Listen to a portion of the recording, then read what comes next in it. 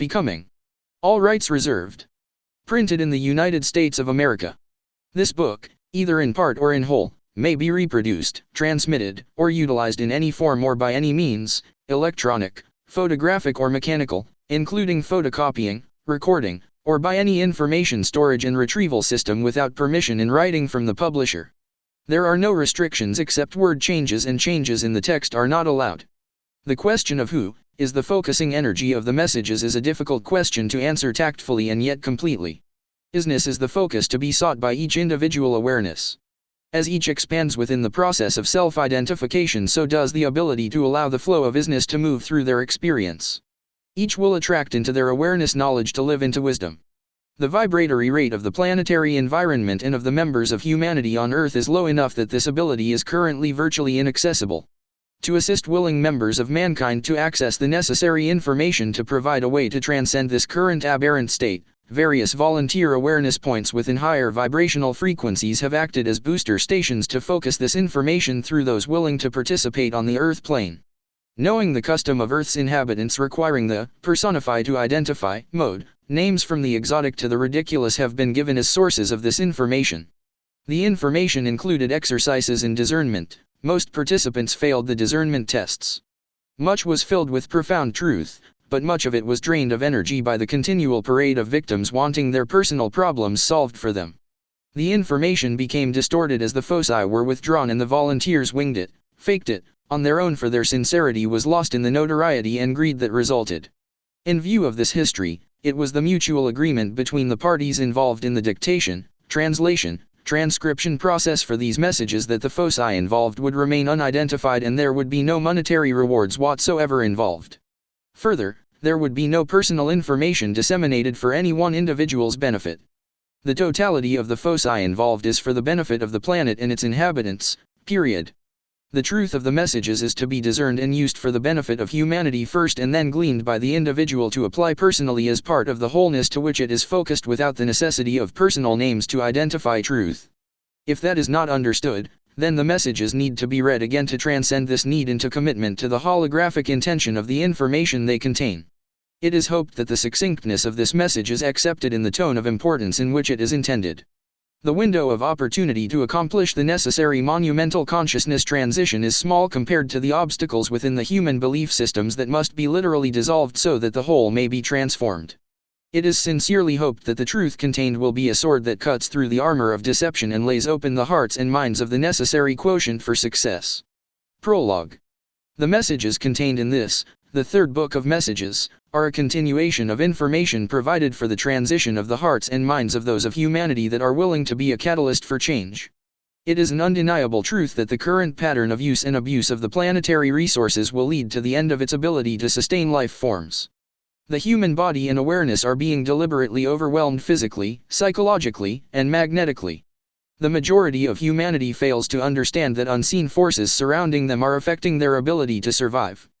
These are hidden within the modern conveniences powered by alternating electrical current, through radio, television, and many other low-frequency emanations that now alter the individual's and the planet's magnetic fields to an unimaginable degree. Just as human scientists experiment using what are considered lesser species, with little concern for their suffering and death in the name of scientific advancement, so also is humanity considered a lesser species to be used in like fashion. You are being used in exactly that way with the full knowledge and participation of those humans who believe themselves a part of the controlling hierarchy. These misguided humans are under the direct supervision of those beings that desire to continue to control this planet and others. The evolving conscious awareness of humanity has again evolved to a level that is considered dangerous. There are many that are now aware of this very real outside influence through the history revealed in the artifacts that were not destroyed or hidden, and by reaching logical conclusions about the sightings of various spacecraft as well as interaction with their occupants. These interactions have been both face-to-face and telepathic. The evidence indicates the presence of outside powers trying to continue the long-standing control of Earth and its solar system. There are also those that are a positive presence hoping to be of assistance to an awakening humanity that must be willing to take on the responsibility for determining its own future in order to receive this available help. Humanity has itself blocked the answer to its long-standing cry for relief from enslavement by the outside forces, because it has been educated to ask for its rescue to come from an unknowable being that is in actuality a part of the controlling forces. Deception for control has been very successful for thousands of years.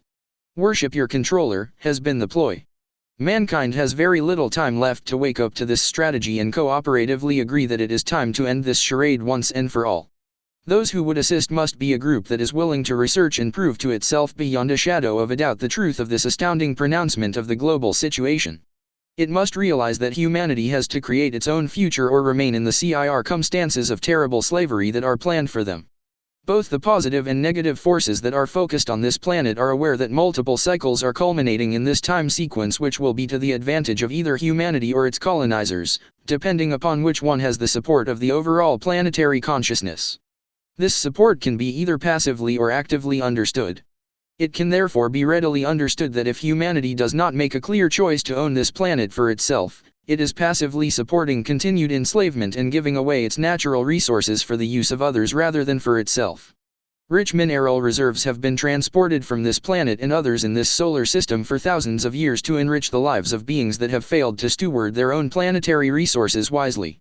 Reports of large motherships are true and they are present for that purpose. It is time for humanity to wake up and people to come together in the understanding that they are wise enough to control their own destiny and ask for help to help themselves for the highest and best good for all concerned. That is a prayer that can be affirmatively answered.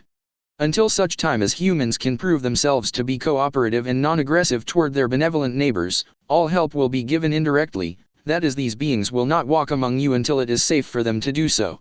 The help that can be offered will be very effective, but it must be asked for and accepted as assistance and not as rescue.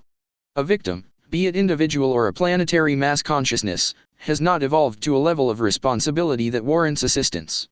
A victim consciousness must move through the need to look outside of itself and instead look at its own choices to find the cause of its imperfect situation. Free will is the freedom to choose, and all continuously choose, even if it is to choose not to choose. There are always forces willing to make choices for those unwilling to make their own. It is time for humanity to make its own choices. These messages were written to help with that important process.